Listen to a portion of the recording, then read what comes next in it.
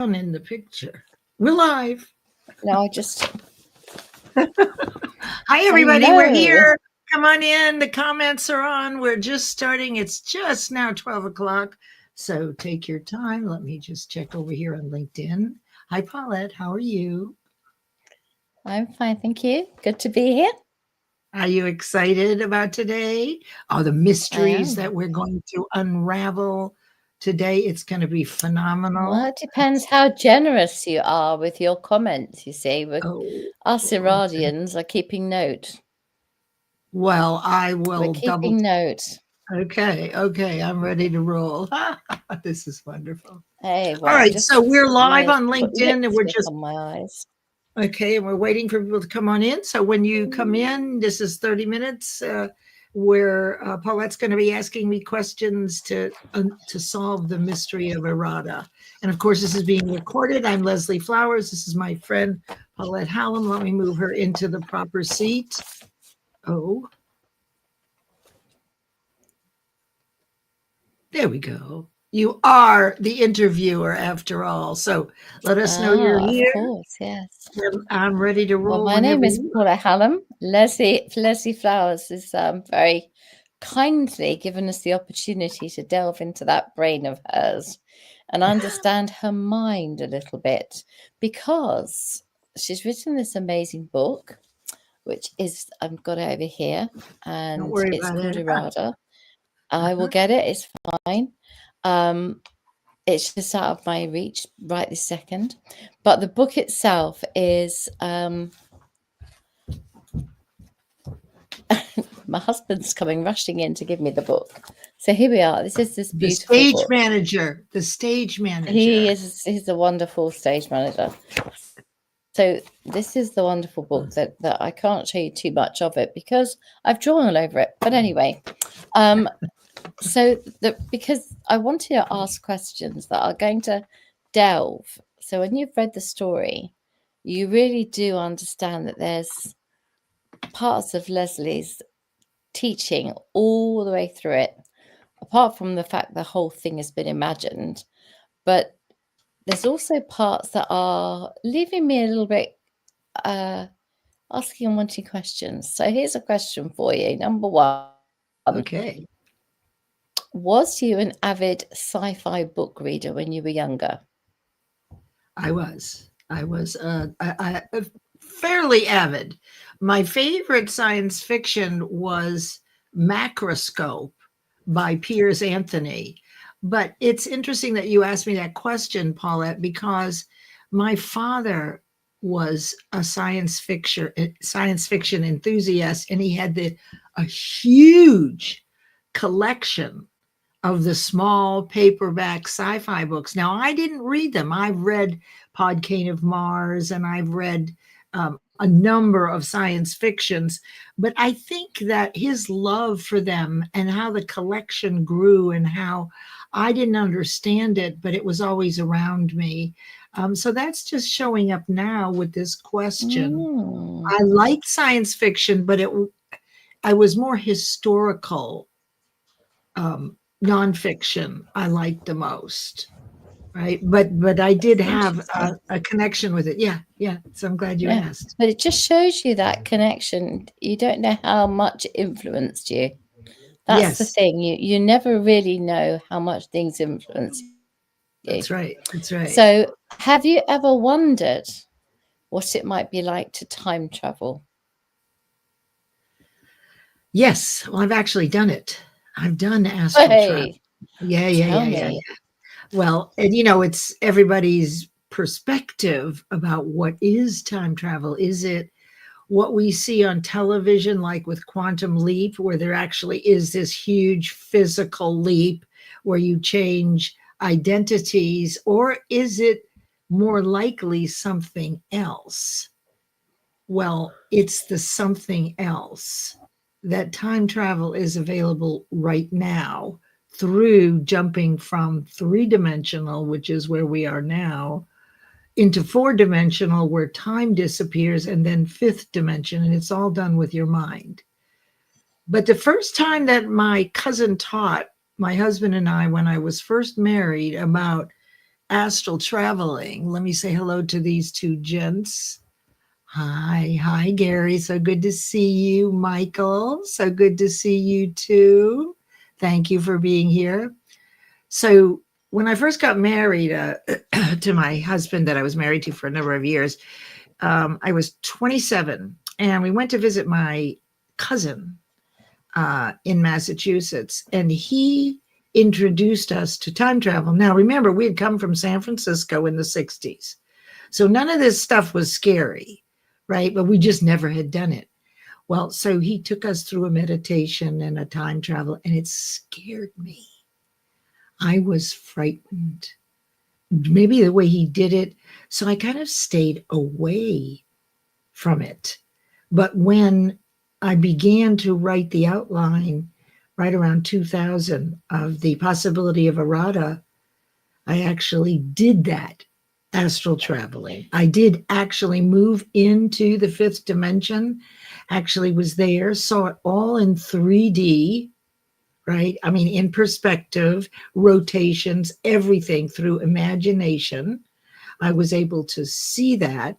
It's a whole different world, Paulette. It is, astral travel is when you mentally leave your body and go somewhere else, right? So I spent a lot of time this summer on a planet named eRada. And by the way, this is where we all sit around by the water. Can you see?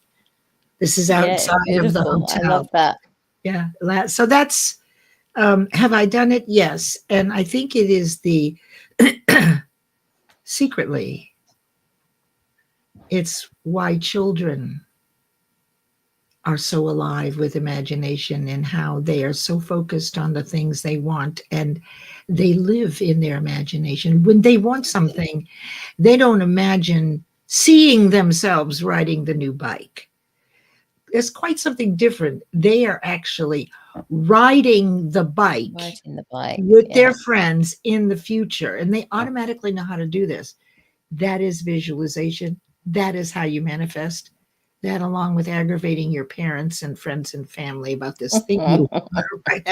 That does help, right? But then, when you're a child and you find it, you're given this thing that you've been focused on and dreaming about and pasting pictures on the wall and, seeing it on TV and pointing it out wherever it is. Then when it's there for your birthday, you're going, oh my God, how did they know? Children already know how. This is it. And now we as adults are now trying to go back to the clarity of purpose children have when they want something, and how they're not afraid of anything. They'll even get cuts and scrapes. Even they know they're going to fall. They don't care. They want it more. So not sure where I went. Well, that's time travel. And I think astral time travel, and if you can use the mind to do that, that would be quite some experiment to get us all doing something like that. Would be amazing. Hey Jay, I got to tell you, this movie is one of the only ones that I've watched 10 times, and I cry. And it's about this older woman and a younger man is in love with her at the end. So that's probably the cougar in me. Who knows? But I do love that. Hi, Linda. So glad you're here. You behave. Yes. Okay. So sorry. So my third question. So first and foremost, astral travel. Yes, you believe in it, and yes, you've done it. So that really does. It is quantum, and that's quantum. That's quantum jumping, really. You really don't jump. It's all done with vibrations and energy in your mind. You can do it. You're already doing it, but you have to stand in the future as though it's present. And that's kind of counterintuitive. So sorry for interrupting. No, absolutely. So the next question, and I think this one is the one that I have had the most fun with. So I see what you think. When you wrote eRada, this was many years ago, the world was probably not any kinder than it is now. Maybe it's worse now, I don't know. But was it based on virtues because of what you were living around, because of the circumstances of life at that time? Is that why you think you went, okay, I want to write a book about virtues to try and get people to get back to where we should be? No. Okay. That was not why I wrote it. Okay. So where Okay, do the virtues come from? Well, okay, so let me explain. So when this first took conception, if you will, the concept occurred of the possibility of eRada. As I think I've mentioned before, I was doing driving to my chocolate company, and hence it was a truffle company. So if you know the book, you know that this has something to do with it. And my 33-year marriage had broken up. I was devastated. I've never been in such a dark, miserable place. And for 2 years, I went to work and came home and cried in the dark. I was not willing to give up my marriage, yet I had no choice faced with this. And I was broken. I had like a hole in my chest. I didn't feel like I could, that I was even whole, or that I could walk across the room without falling over, because the ground, the earth, felt like it had been interrupted by an earthquake. That's how bad it was. And look, other people, right? I'm not comparing me to anybody else, but we've all been there. Depends on how long we're there. So after 2 years, I got pissed off. And so a friend of mine said, hey, how would you like to come up to the mountains? And I've got a chocolatier. Let's talk about a chocolate company. And I thought, damn right, I was ready to roll. And so I worked during the week, and on my 4-hour drive at 60 miles an hour with cruise control on and no turns, I was bored, but I had fallen in love. So what I did at that time, once I pulled myself out of this misery, I didn't know how to heal myself. Do you know what I mean? I didn't know how to heal myself. I mean, I really had 3 choices. One of them was suicide. One of them was take me away to jail. And I don't even remember what was the other one. Oh, we'll take everything I have and I'll just live with the homeless downtown. I mean, that was the only options at that time. So I created a love. I met someone and I made myself fall in love with them. I mean, as deeply in love as I was in pain. Yeah. Now, this was a highly intelligent person with a lot of qualities, but it didn't matter. It filled the hole. Now, I needed that vibration of love to do this visualization. Books are not written, they're written at a high vibration. And because of being in love, all of a sudden my mind started creating through imagination this other world where things were wonderful, where there was no pain. So in a way, yes, I said no, but now I'm going to say yes.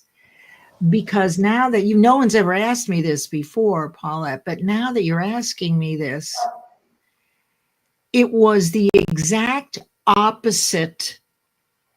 That was what I was seeking.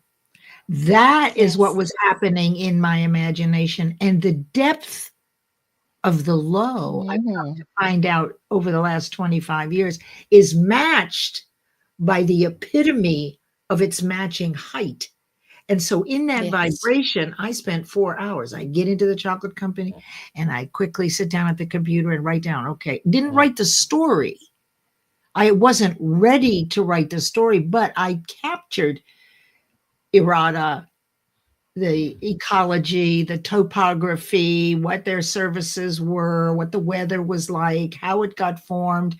It was just a magical creation in my imagination, but it was because of the extreme love that I had created to cover, to fill the hole. Yeah, to negate the pain.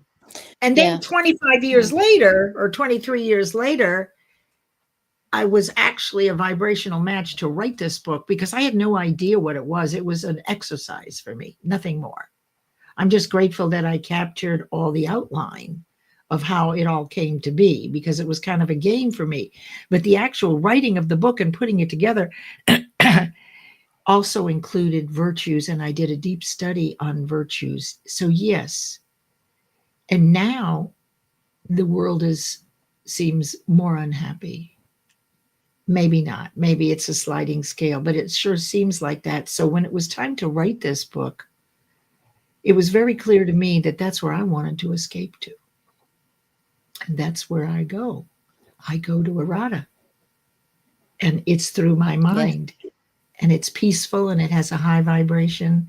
And there are virtues everywhere. People live with the virtues they stand for. So, yeah. Yeah. Sorry about Teddy joining in there. That's all right. I just want to say one thing about that. I love the idea of escapism, always have done. And when you can escape mentally to a place that is like, you know, when you're a child, it was your hiding house, your hidey hole, you're behind that tree, or, you know, the tree house, or wherever it is. It's, as a child, you have the imagination to have your secret house, your secret whatever, and your secret garden or whatever. And then I'm listening to you talk about this, and it sounds so similar to my mind of such a perfect place to go to, where everybody is kind and everybody is virtuous.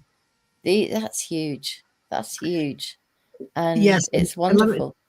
Thank you. Yeah, it is. And that's what children do, don't they? They escape. Yeah. They create a world that's safe for them, that is maybe not even known for them. And Joshua asked if I had used music. Oh, absolutely. I'm a big 60s freak. Mostly what I can tell you, yes, coming back to me, Jefferson Airplane, 1967, I believe. Yeah. But music has been more important to me now, because something has happened during this 25 years for me. And what I can tell you is that I've been on my own for 25 years. So after being married for 30 years and being in my divine feminine, okay, that's where I was when I was married and raising a family. I was the mother and filled all those roles, and my husband filled the masculine roles. Well, once the marriage broke up, I had to go into my divine masculine, right? So frankly, there has been no place for me to even have a partner who is masculine, divine masculine, because I had to do it all myself. Plus, I'm a hermit. Plus, I'm a Sagittarius. We have a very small group of friends. We're pretty difficult to get along with, but we're pretty nice too.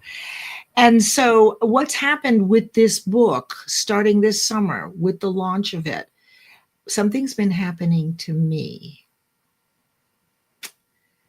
which was unexpected. The greatest gifts are unexpected, where I have transmuted my vibration back into the divine feminine. I see everything different. And Joshua, to answer your question, when I sing now, my voice is completely different than it was 6 months ago. It is not my voice that I've known all my life. So this wonderful, it's a little late in life, don't you think? No, right. I don't actually know. I don't. I think age is just the number. No, and I think that you are, you could be 10, 20 years younger than you are, and you act 10 or 20 years younger than you are, and you should. And I think that the part of you that's talking about this, opening the door to the feminine side, the softer side, that shows in the book. That love in the book, it's all there. It really does. So that's a good one. And I didn't, I'll tell you something, I didn't know, I have to tell all of you listening. So when I wrote it, it's just what I wrote. I downloaded it. I filled in all the spaces between the details, right? I was able now to match the vibration of the size of the story itself. So I forgot where I was going at. Go ahead, Paulette. Sorry for interrupting. No, not at all. I think what you was about to say is that you've really only just realized the magnitude of what you've written. That's the truth. Yes. Which is a wonderful thing, because it just shows you what's you written. Did you see this that Jay put in here? I went back a little bit. Years later, when he traveled to Guam, everybody on the beach already knew his name. Wow. Right? So here's the quote that I rely on with something like that. Just because we don't know yet exactly how something works does not mean it's not working. It's wrong. No. Right? Because we know that there are miracles. We don't understand 100% all the physics and how all of it works, but we've seen it. So in this case, I'm not discounting this story that Jay is talking about, because there's so much we don't know. So please go on, because we're only going to go about another 10 minutes. So get those stories in. Anybody has any questions? Here we go. Yeah. eRada, and this is something again that you teach. Yep. eRada has a good side and it has a bad side. Whether it's the emissaries or the divine souls or the old souls and the spirit demons, to me, there's a really important part of this, and it's in your teachings. There's always a yin, there's a yang. You teach the opposites.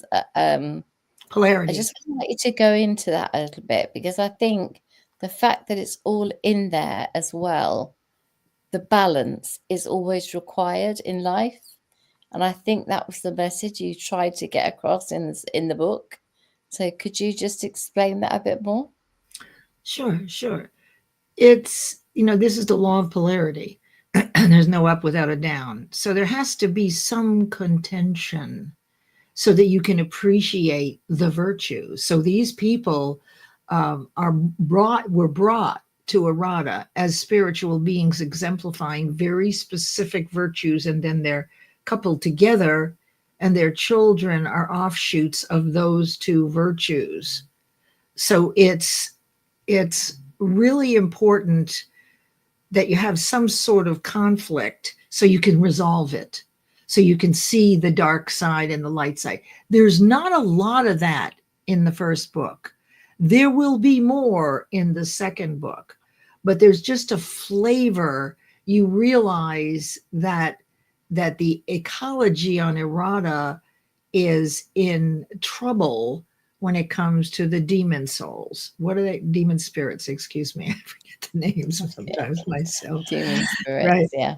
But so we have to be able to show people exemplifying in their character and their lives that virtuous side that they're there for. So they're there to live this kind of life, but we have to be able to show that there's some discourse and then how we can solve it. Does that answer the question? Yeah, absolutely. And it makes perfect sense because it's part of your teaching. So again, I've always said this book is your teaching through and through. There aren't that many romance science fictions. Did that scare you at all when you were writing it? That who will be buying the book? Where am I going to get this book sold to? Has that ever come into your mind? No.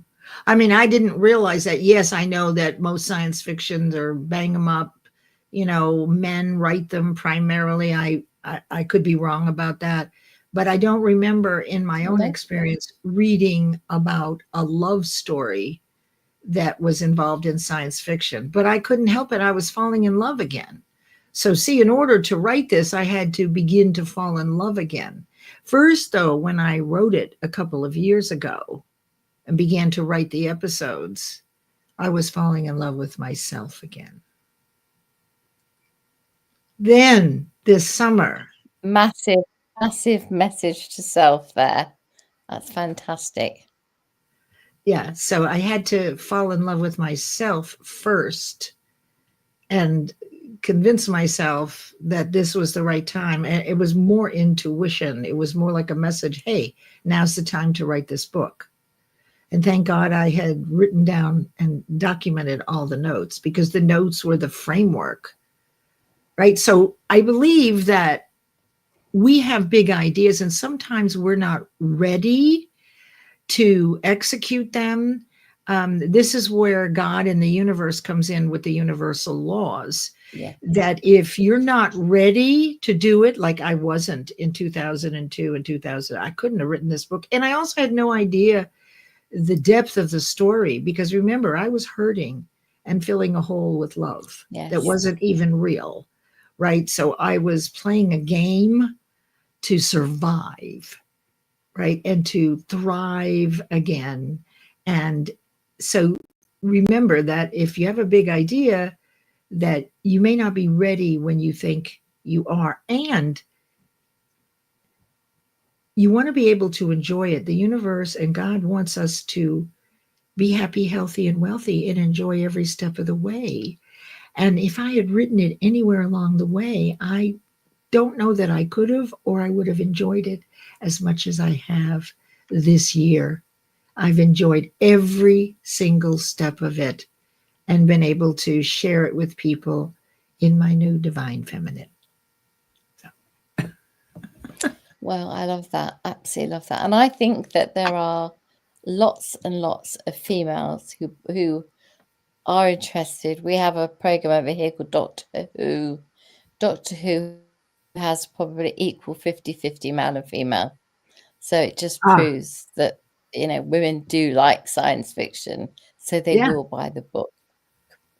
This is the book. This book, though, this is the book that is good for young people, right? So there's no sex. It's completely G-rated.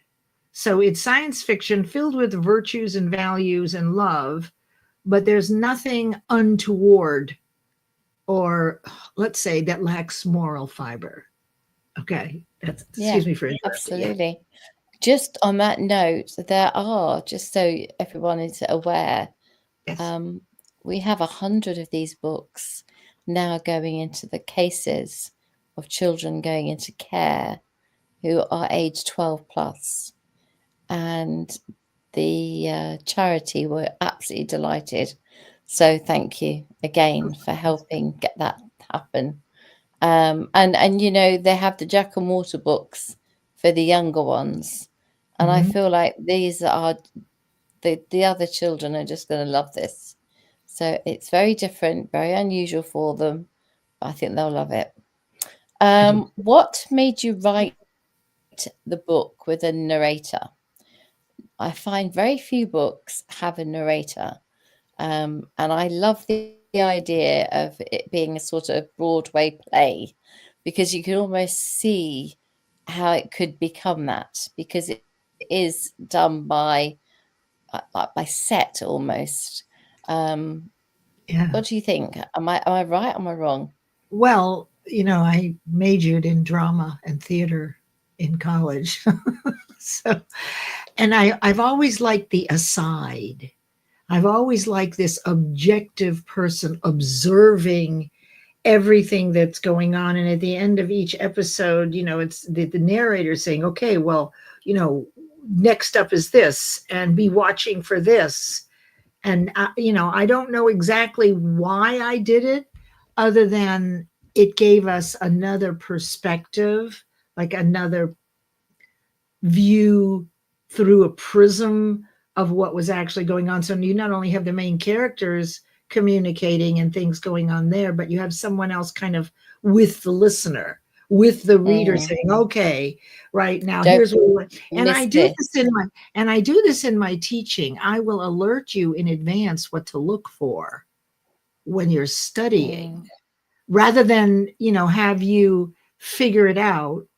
You don't have to figure it out. If you know what's coming, you'll be looking for it and you'll get the lesson very quickly. So, yeah. I forgot what the question was. Absolutely. Well, the question was, could you see it as a Broadway play? And why was it written with the narrator? you've answered that. It was because of your major in drama, so you wrote it like a play. And I've written a few indirectly, and you know, Yeah. it's a lovely idea that there could be a narrator to the side of the stage saying, I hope you picked up on that, and I hope you noticed that. And you know, it's almost like somebody making sure that you're alert and paying attention, because if you miss it, you know. I love the idea of that, and I've never read a book that wasn't you know, like a school book where I had to read a play. I've never read a play for pleasure, so I read that as a play, and yeah, that was just something I found anyway. Final question: Yes, what ma'am. is happening after this book? If that makes any sense. So what I'm asking really, I suppose, is how much is book 2 going to answer? A lot. Book 2 is going to pick up on book 1, answer a lot of questions that weren't there, and go back into the depth behind the virtues and values and the spirits that are there. And interestingly, we discover in the second book that communication between this planet and Earth has been going on for 1,200 years. So there's some mysteries and some background information that are coming out in book number 2. There's also some more the plot thickens, right? Because now the hereditary and the relationships, the love stories, there's a couple of them now. So you have the original love story, and then you have the love story between a mother and a protagonist. So there's now 2 love stories happening and all sorts of challenges that go along with that. But we will go back and fill people in with the places that were not clear. It's time to do that in the second book. Yeah. Okay, last question, or last part of the question was, when do you think the second book will be ready? Early Q2, March, early April. And before the end of the year, God willing, and the creek don't rise, as we say in North Carolina. You can tell I'm a real Southern belle, can't you? The audiobook will be out before the end of the year for book 1.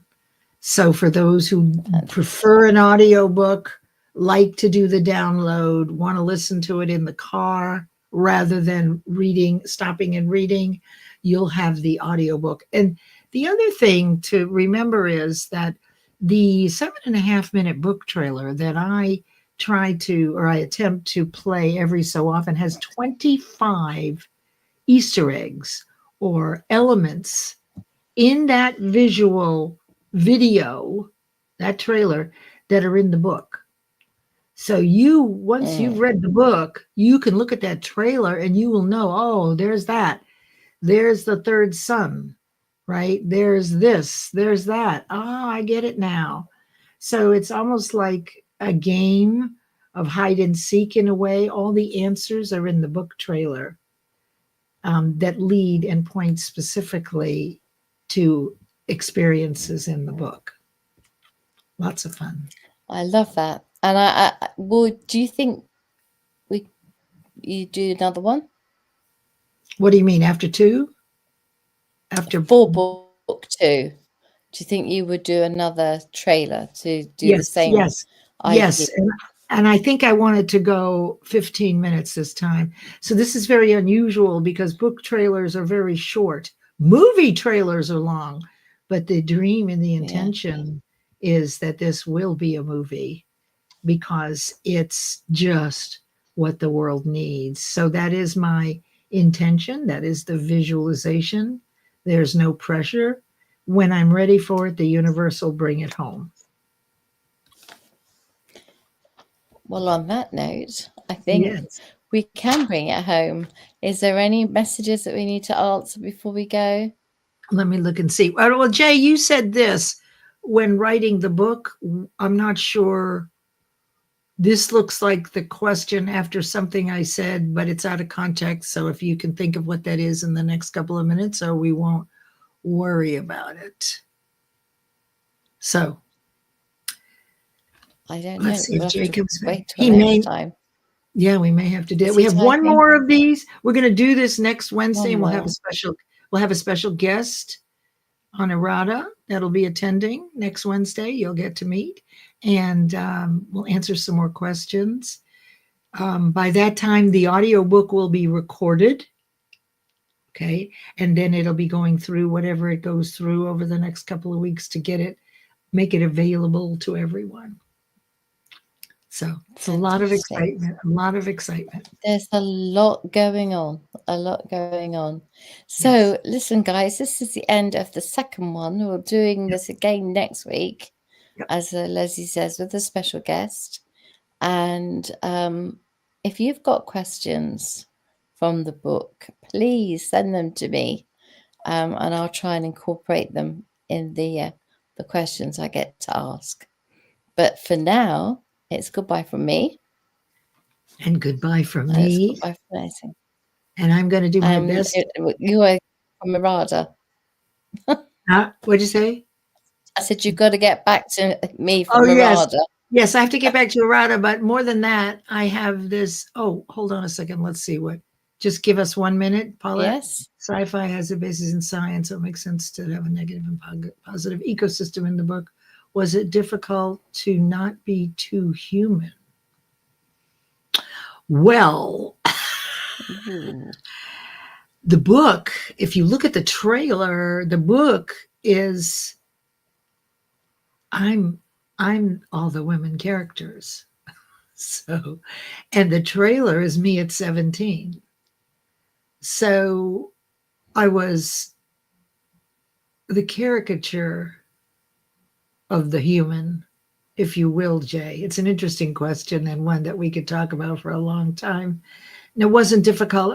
Writing a book is like it just came. When I was in that vibration and I'm in the right place mentally, mindset wise, I just start writing. Because, you know, as Paulette said, all my teachings are in the book, but I couldn't point them out to you. I need someone else to point out the teachings. Oh, that you actually, this is what you teach. That isn't how I built it. I simply threaded the story and it was a download. So I hope that answers your question, Jay. Yeah, and it really is interesting, that one point. When I said to you, there's so much of what you teach in the book, you was like, there is. Right. I said, well, where? Show me. Where? Show me. Exactly. Absolutely. Well, I think that's a definite goodbye from here. Yep. And I think Leslie's got to get back from eRada, back to home. And we'll catch you all soon. Take care. Bye-bye. Thank you, everybody. And as usual, when we're broadcasting from eRada, when I am, it's sometimes hard to end these lives. So be patient. You can leave at any time. Thank you for being here and all your wonderful comments. And now I'm going to try to end this live stream.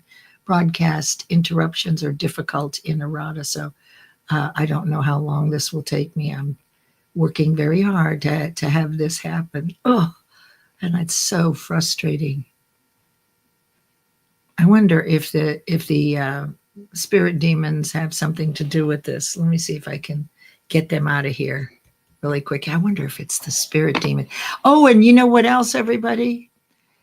Let's not forget that we're in Mercury retrograde right now, which is what can go wrong will go wrong. And doggone it, this is it.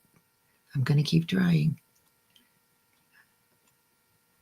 Oh, Paulette, I got to figure this out.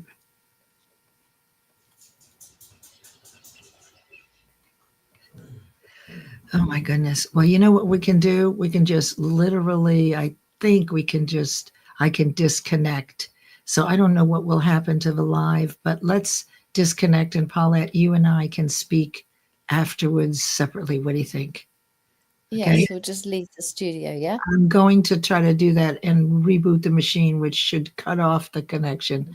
Otherwise, oh, wait a minute. Did it actually work? Wait a minute.